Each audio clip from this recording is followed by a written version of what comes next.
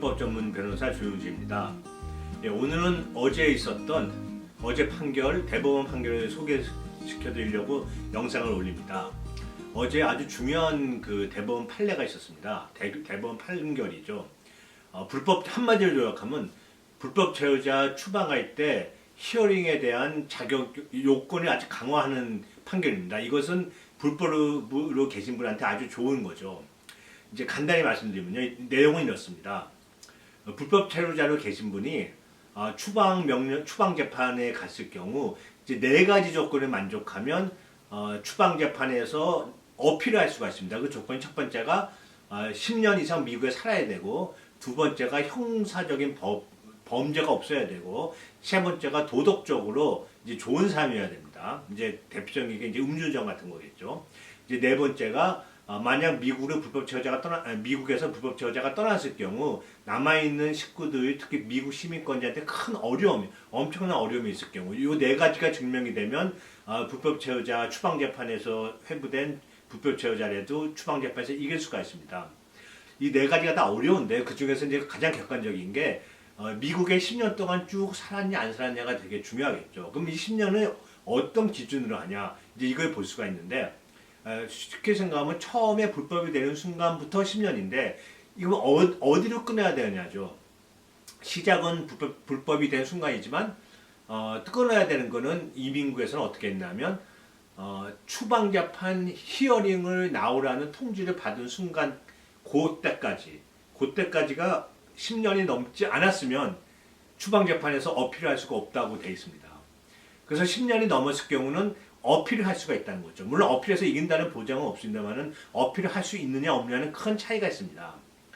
근데 이제 요번에 케이스 내용이 뭔가 하면 어떤 이제 A라는 분이 이제 불법체로 계셨는데 10년 되기 직전에 추방 재판에 회부된다는 통지를 받았어요. 이게 first notice인데 그 통지를 받아보니까 그냥 당신은 추방 재판에 회부되었다라는 말만 있지 뭐 언제, 특히 날짜가 안 적혀 있었어요. 그러다가 몇 달 있다가 다시 두 번째 통지서가 날라왔는데 그때는 날짜가 적혀 있습니다. 근데 문제는 첫 번째 통지서를 받았을 때는 10년이 안 됐지만 두 번째 통지서를 받았을 때는 10년이 넘은 다음이었어요. 그렇다면 첫 번째 통지서하고 두 번째 통지서하고 차이가 뭐냐? 첫 번째 통지서는 날짜가 안 적혀져 있는 통지서였고, 두 번째 통지서는 추방 히어링의 날짜가 잡혀져 있는, 코트에 나오는 날짜가 적혀져 있는 통지였습니다. 그래서 미국 정부는, 이민국은 통지서를 받은 게 중요하지 날짜가 있냐 없냐는 중요하지 않다라고 주장했고, 2심까지는 그 이민국의 주장을 받아들였습니다.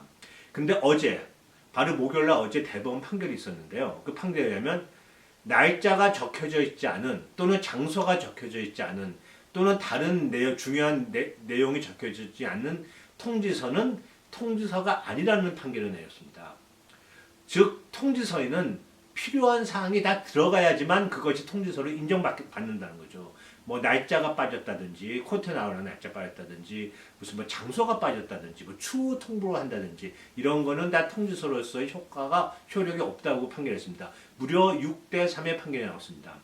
아시다시피 지금 보수가 6, 진보가 3입니다. 대법원에서요. 대법원 판사 구성을 보면. 그래서 많은 경우 이번 케이스도 아마 6대3으로 진보가 질 걸로 생각했는데 바뀌어가지고 6대3으로 진보가 이겼습니다. 3명의 보수주의 대법관이 이 진보 쪽에 합류를 했죠. 고소치 대법원 판사하고 요번에 그 트럼프 대통령이 임명한 에이미 베럿 대법원 판사하고, 또 보수에서 아주 유명한 보수 중에 보수인 토마스 대법관, 이 세 분이 이제 진보 쪽으로 와서 아무리 통지를 했더라도 주요 내용이 빠지면 그거는 통지서로서 자격이 없다라고 판결을 했습니다. 사실 이 내용이 중요한 이유는, 물론 불법으로 계신 분이 1년, 2년 만에 통지를 받았다 이런 데는 전혀 영향이 없습니다. 그런데 9년이 지났고 9년 6개월, 9년 8개월이 지났는데 그때 통지를 받냐 못 받냐는 아주 중요한 문제가 될 수가 있습니다. 물론 제가 처음에 말씀드린 것처럼 통지서가 10년 이후에 받았을 경우 우리가 추방재판에서 어필을 할 수 있는 자격이 생기고, 그래서 물론 이긴다는 보장 없습니다만은 어필할 수 있는 자격이 생기는 거죠. 그래서 열심히 싸워서 그 증명을 4가지 조건을 증명하게 되면 미국의 불법 추방은 안 되는 물론이고 합법적인 체류자로 남을 수가 있는 거죠. 그래서 이게 상당히 중요합니다. 특히 아까 말씀드린 네 가지 조건 중에 첫 번째 조건이 10년 체류 기간, 체류 조건. 연속적으로 체류해야 됩니다. 해외 나갔다 오면 안 되죠. 당연히 연속적으로 미국에 체류한다는 조건. 이거는 아주 객관적인 조건이거든요.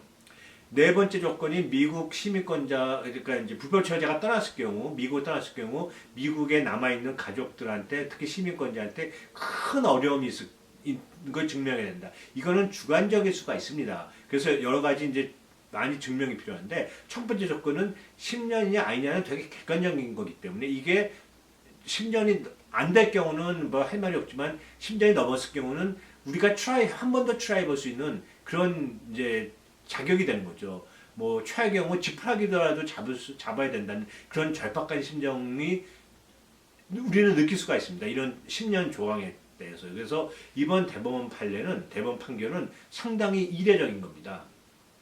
흔히 생각할 때 보내기만 하면 내용이 아무도 없더라도 당신은 추방 재판에 회부가 되었으니 앞으로 정해준 시간과 어느 장소에 나오세요 라는 통지만 받은 것 자체가 통지로 생각하기가 쉬운데 그거를 갖다가 대법원에서 무효라고 그거 잘못된 거라고 판결해버렸습니다.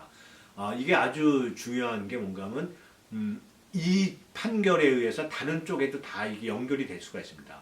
즉 어떤 통지서라든지 어떤 통보를 할 때는 미 정부가 이제 개인한테 주된 내용, 모든 내용을 그러니까 necessary information이죠. 모든 necessary information이 들어가지 않았을 경우는 그거는 법적 효력이 없다고 이제 판결을 한 겁니다. 그렇기 때문에 미 정부, 미 이민국의 어떤 그런 걸 준비해야 되는 그런 버든이 더 커진 거죠.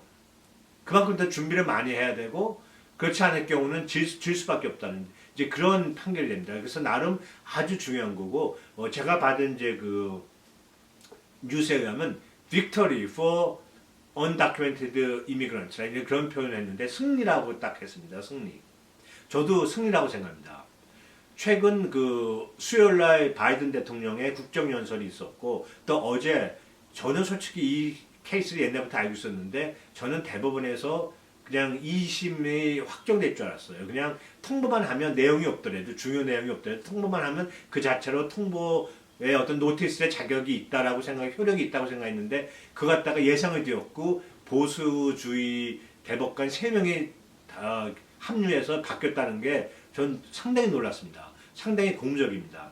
그래서 대법원 판사들은 물론 우리가 말 붙이기 좋게 이분은 진보, 이분은 보수 이렇게 얘기를 합니다만은 기본적인 어떤 reasonable한 thinking, 그러니까 reasonable, 그러니까 이제 상식적인 생각을 다 하신다는 이제 분이라는 게 맞는 것 같아요. 그래서 어떤 법을 다룰 때 기본적으로 보수냐 진보냐는 있긴 있겠습니다만은 어떤 법 체계를 벗어나서 법 체계에 맞지 않는데 이거는 나는 보수자니까 무조건 보수 쪽에 힘을 실어줘야 돼. 난 진보니까 무조건 진보가 맞다고 생각해. 이러지 않는다는 걸 다시 한번 느꼈습니다. 이게 어떤 면에서는 미국의 저력이지 않을까. 지금까지 세계 최강이 된 나라의 저력이지 않을까. 저력의 하나가 아닐까라고 생각을 합니다.